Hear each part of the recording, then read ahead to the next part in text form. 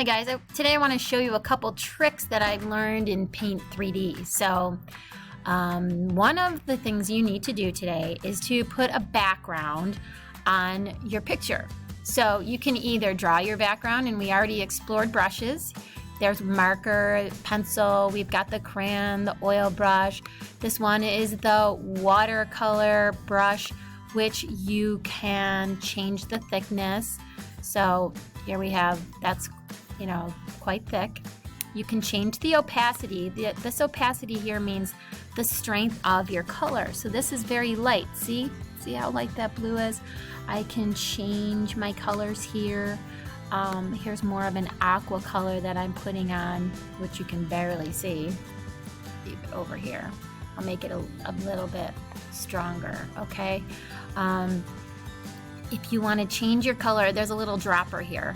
And so you can... Hey, good morning, everybody. It is Tuesday, March 3rd. So you could either paint your background, or you can add a background from an image search. So what I did earlier was I went onto a website called Creative Commons. Now, Creative Commons has free artwork that you can use that will not be a copyright infringement. You're able to use this in your work. So I already searched up snowy backgrounds, and I was looking for a vector graphic, which vector graphics will not become pixelated when you use them. I like this one.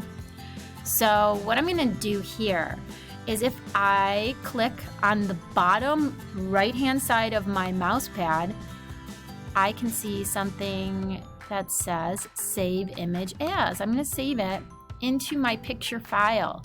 So I'm going to go up here to pictures, and I'm just going to leave it as that. I know that it says A4 or something like that. I'm going to hit save. Now, that is saved. What I can do is go back here to menu at the top. I'm going to insert, and then I'm going to find that picture file. So I need to come up here to my pictures. You can see I already have some good ones here saved, and I should be able to find this image here somewhere. Here it is.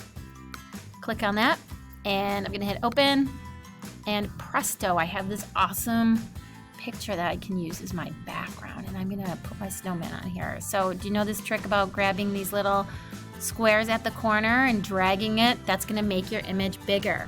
Okay, I'm pretty happy with this. I'm gonna click on my background to unselect it. And now quickly, I just want to show you how to use 3D shapes. Up here at the top, I'm going 3D shapes. The first area here are doodles. You have this one, it's the tube brush, creates long ribbons or short dollops of 3D volume. Here we have soft edge, so you can doodle and it will like kind of hand puff it out.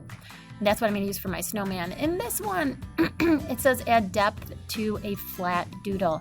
So please explore these. I need to make sure I'm in white. Now my first snowman, I'm going to put him right here. Maybe right here. So I'm going to draw sort of like in a regular circle, and it's transforming my doodle into a snowball. Like it. Now I have to come up to 3D shapes again, click on it. Click on this 3D doodle again, and I'm going to put another ball here. And let's do one more.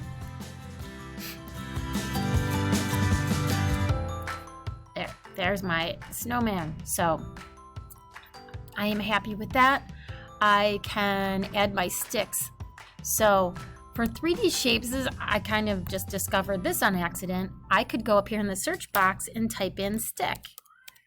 Now, there's a snowman arm stick. I can use that. So that's putting it over here. I need to drag it over to my snowman.